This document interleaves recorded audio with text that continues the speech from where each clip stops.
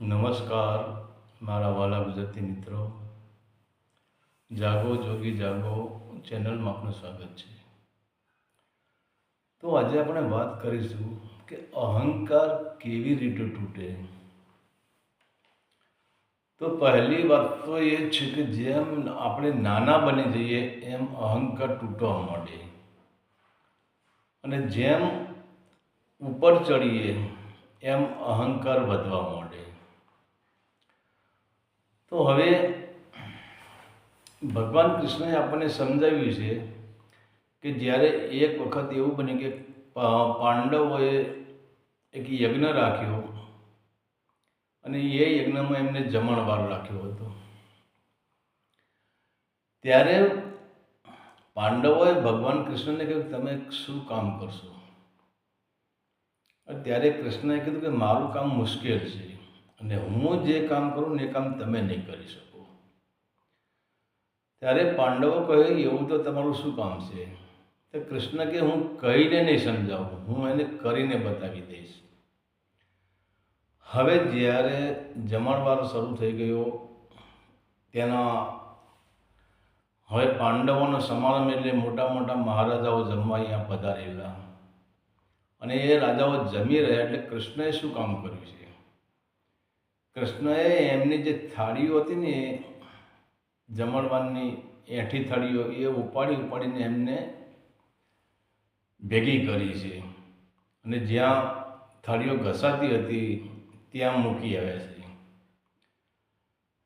અત્યારે ધર્મરાજાને થયું કે પ્રભુ આ કામ, એટલે કૃષ્ણએ કહ્યું કે ભાઈ હું તમને જ્ઞાન આપવા માગું છું, હું તમને ભણાવું છું. આ એક સ્કૂલ છે અને આમાં મોટામાં મોટો અભ્યાસ આ રહ્યો જ છે. જીવનનો જો મોટામાં મોટો અભ્યાસ હોય તો આ રહ્યો અભ્યાસ જ છે. કારણ કે જેટલા તમે નીચા નમશો ને એટલે તમારો અહંકાર ઘટતો જશે. તો આજે આપણે જોઈએ કે આપણે નીચા નમવાનું પસંદ કરતા જ નથી. અને તમે જુઓ જે માણસો ઉપર ચડ્યા છે એમનો અહંકાર તો આસમાને પહોંચી ગયો છે. આજે આપણે જોઈએ કે સાધુ સંતો તો લગભગ અહંકારી નથી હોતા, પણ જે સાધુ લોકો છે અહંકારમાં એમનું જીવન જીવતા હોય છે. તમે જુઓ કથાકારો જુઓ, સાહિત્યકારો જુઓ, પછી બીજા કોઈ સાધુ સંતોને જુઓ, જેને જગતમાં સન્માન મળ્યું છે, જેની જગતમાં વાહ થઈ છે, જેનું જગતમાં સ્વાગત થયું છે, જેનું જગતમાં સ્ટેજ ઉપર બેસાડવામાં આવે છે કે ઊંચી જગ્યાએ બેસાડવામાં આવ્યા છે, જેના સરઘસો નીકળ્યા છે. આ જ્યાં ઊંચું જાય ને ત્યાં જ અહંકારનો ભય લાગે છે. અને એટલા લોકો બધા અહંકારી હોય છે, એમને બોલાવાય નહીં. એ ના બોલાવો તો અંધી સારા, પણ જો તમે બોલાવો ને કંઈ એમના અવળું પડી ગયું તો પછી એમનો અહંકારનો પારો તરત ઉતરી પડે છે. તો એક વખત એવું બન્યું કે એક સંત હતા, એ સાધુ જે કથાકાર હતા, એ કથા કરતા હતા, અને કશે કોઈ એવો માણસ કે આમનામાં અહંકાર કેવો છે જોઈ લેવો છે. હવે પેલા બાપુને સ્ટેજ ઉપર કથા કરે છે, અને હવે પેલા ભાઈ છે એ બેઠા બેઠા આમ હાથ કરે છે, આમ કરે છે. આ પેલા બાપુની નજરે ભાઈ પર પડી તો હાથ આમ કરતા હતા. હવે બાપુને એને શું લેવા દેવા, એને હાથને એને શું લેવા દેવા. હવે બાપુએ ત્યાં કીધું કે ભાઈ તારો હાથ તું સીધો રાખે ને. પણ પેલો ભાઈ કે ભાઈ મારો હાથ છે, હું ગમે તે કરું, એમાં તમારે કથા કરવાની છે, મારા હાથને શું લેવા દેવા. પણ પહેલાંને તો બાપુનો અહંકાર જોવો હતો કે આમાં મારા હાથમાં બાપુના કંઈ અહંકારનો અહંકારની સ્વિચ પડે જ નહીં પડતી. અને બીજી વખત જ બાપુનું મગજ ફાટી ગયું. તું આમ સીન, તું તેમ સીન, તું કથા સાંભળવા લાયક નથી, બહાર નીકળી જાય, આમ કરને તેમ કરને.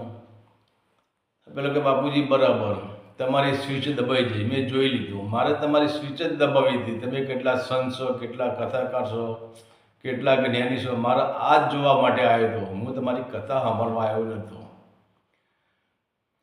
એટલે એ કહેવાનો મતલબ શું છે કે અહંકાર મારો કઠિનમાં કઠિન વસ્તુ છે. એક સમય તમે મનને તમે વાળી શકો. અહંકારને વાળવો એટલે લોઢાના ચણા ચાવ્યા જેવું કામ છે. એ વિચાર તો કરો, 92 લાખ મારવાનો ધણી એ સ્મશાનમાં બેઠો હોય અને ત્યાં એક દિવસ રાજા અને એક દિવસ મા પાર્વતી અને ભોલેનાથ બંને આવે છે અને પાર્વતી કહે કે આને હવે તો આને છોડાવો સતમાંથી. ત્યારે ભગવાન ભોલેનાથ કહે છે કે તારે જોવું છે, હજુ આનો અહંકાર મટ્યો નથી. ત્યારે એવા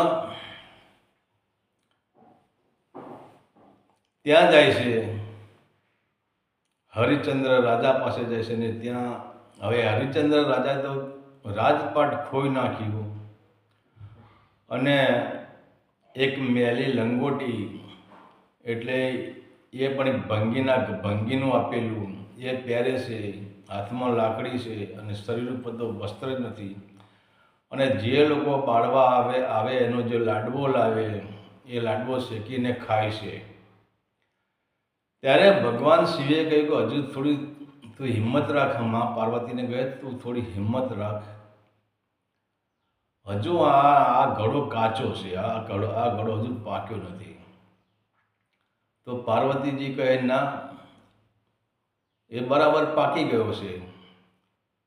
તો શિવજી કહે તમારે જોવું છે કે હા જોવું છે, હાલો ત્યારે. તો શિવ ને પાર્વતી બંને હજુ ત્યાં એક મળદું બળીને માણસો ઘેર ગયા હોય છે, એનો લાડવો હોય છે, એનો શેકીને આ ખાતા હોય છે. અને બ્રાહ્મણ એક સાધુનું રૂપ લઈને શિવ અને મા પાર્વતીજી જાય છે અને અલગ કરે છે. ત્યાં હવે એ રાજા એવો ને એવો જે બાફેલું જે લાડવાની જે હતું એ આમ જોયા વગર એ બ્રાહ્મણને એ સાધુને આપી દે છે.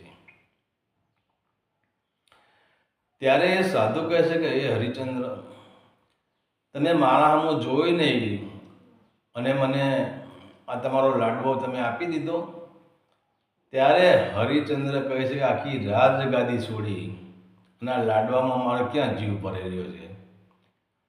ત્યારે શંકર ખડ હસવા માંડ્યા અને પાર્વતીએ પણ હસવા માંડ્યા અને એમને કહ્યું કે હે હરિચંદ્ર, હજુ તમારી અંદર મેં રાજગાદી છોડી, એ અહંકાર હજુ તમારી અંદર પડી રહ્યો છે. એટલે કહેવાનો મતલબ છે અહંકાર તોડવો બહુ કઠિન વસ્તુ છે. પણ અહંકારમાં તમે જેમ નીચા નમો ને તમે શરીર ઉપર પરમાત્માએ જેવું શરીર તમને આપ્યું છે એવા શરીરમાં તમે એને માન્ય રાખો. તમારું જેવું જીવન છે એને માન્ય રાખો અને પરમાત્મા જે હાલતમાં તમને રાખે છે એ હાલતમાં રહેવા તૈયાર થાઓ. તમે ગરીબ છો તો કોઈ તમારો મિત્ર હોય અમીર હોય, તમે ગરીબ હોય તો એના ઉપર ઈર્ષા ન કરશો. તમે ભલે જેવા છો, હું જેવો તેવો પણ તારો, હાથ પકડ પ્રભુ મારો. અને નીચા બનો. આપણે જો કે આજે માણસને નીચા બનવું ગમતું જ નથી. સામાન્ય બીજી ક્યાં વાત નહીં. અહીંથી જો તમે ક્યાંક બહાર જતા હોય ને ગાડીમાં તો તમે નક્કી કરો મારે આગળ બેસવું છે. અરે ભાઈ પાછળ બેસો ને આગળ બેસવામાં શું છે કે ના આગળ જ મજા આવે. હવે આપણે એ આગળ એ બેસવાનો આપણો અહંકાર જ છે. એમાં આપણા જ ઘરમાં કોઈ આપણે કુટુંબમાં પ્રસંગ હોય ને કોઈ તમને પૂછે નહીં કે શું કરવું શું ના કરવું, તમને કોઈ પૂછે નહીં તો પણ આપણને અહંકાર જ કે મને કોઈ પૂછ્યું નથી, મને કોઈ આમ કર્યું નથી, મને કોઈ તેમ કર્યું નથી. હવે આપણે હોદ્દાદાર જ બનવું છે અને જ્યાં હોદ્દાદાર છે ત્યાં અહંકાર છે. અને જેમ નીચે નમી જાઓ તો અહંકાર ગાયબ થાય છે. અને એટલા માટે સાધુ સંતો કંઈ ડફોર નતા. સાધુ સંતો પહેલાં તો જ્યારે આ ગોરક્ષનાથ કહે છે કે પહેલાં જ્યારે સંન્યાસ લેવો પડતો ત્યારે સંન્યાસીને સ્મશાનમાં જ મૂકી દેવામાં આવતો હતો. એટલે સ્મશાનમાં જુએ, આવતી લાશોને જુએ, અને જે લાશો આવે ને એના સાથે ડાઘુઓ આવ્યા હોય એ લોટનો લાડવો લાવે, એ લોટનો લાડવો શેકીને સાધુઓ ખાતા હતા. પણ સ્મશાનમાં સાધુઓનો અહંકાર ગવાય.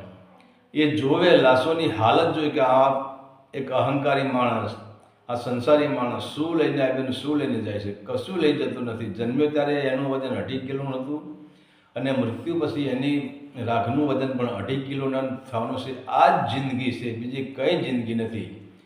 વિષય, વાસના, કામ, ક્રોધ, મદ, મોહ, લોભ, અહંકાર, આ કોઈ જિંદગી જ નથી. સંપત્તિ કોઈ જિંદગી જ નથી. 2.5 કિલોમાં જ જિંદગી પૂરી થઈ જાય છે.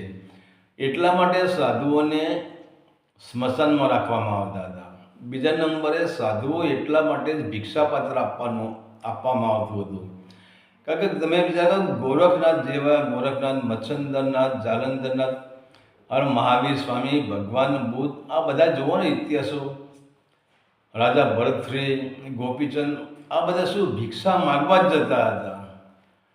અને હવે વિચાર કરો, જેનામાં આટલું બધું જ્ઞાન પડ્યું હોય અને આટલી ઊંચી લાઈને જે સંતો પહોંચેલા હોય અને એક ભિક્ષાપાત્ર લઈને ગામમાં અહલેખ નિરંજન કંઈ અહલેખ જગાવવા જાય અને ગરીબોના ઘરે, કંઈ વીઆઈપી ઘરે નહોતા જતા.